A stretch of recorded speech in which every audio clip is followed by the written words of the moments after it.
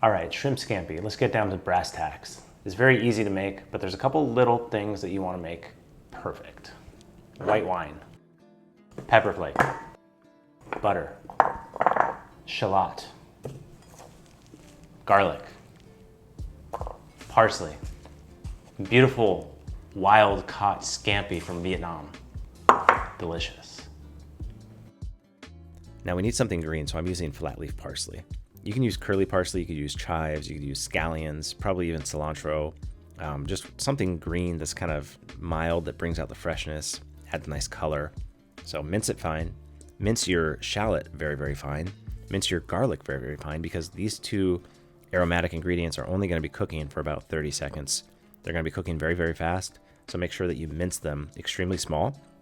And for the garlic, you can actually use a microplane, or you can use just a paste. It doesn't really matter with the garlic, and you can add as much or as little as you'd like. I'm using about half of a clove, I'd say. And there you have your aromatics. I'm adding a little bit of olive oil to a pan, and I'm keeping the heat very high. Add your shrimp. Don't overcrowd the pan. If you overcrowd the pan, the shrimp will steam. You want to get a little bit of color. Add a little salt and pepper.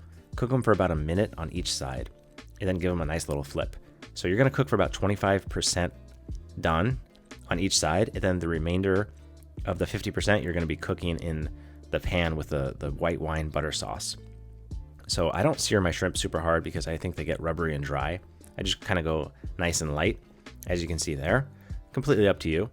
Make sure you season when you flip over, and then we're going to add our aromatics. So they've been cooking for about 30 seconds on that side, and I'm just going to add my garlic and my shallot, and I'm going to let them cook for about 30 seconds, 20 seconds. Add about a quarter cup of white wine, or if you're doing a bigger batch, add more. And then you're going to crank that heat up, reduce that white wine down, add a little bit of chili flake, and then you're going to have just a really nice base to add butter to. And that wine, while it reduces, is going to continue to cook those shrimp. So if I seared those shrimp too hard, by the time that sauce is made, the shrimp are overcooked. So I like to cook the shrimp in the wine. I reduce that down. It only takes about a minute. Once it's syrupy like that, kill the heat, add your ice cold butter, give it a stir, and then you'll see that you have a nice, beautiful sauce that is exactly what we're looking for. Now, something that I didn't tell you is lemon. Add like a little squeezed lemon juice. It adds brightness and freshness and good flavor. Add your parsley, give it a little spoon over your shrimp, and you're ready to plate it up.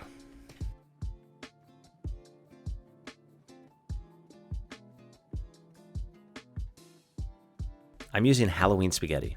You can buy this at any grocery store in October.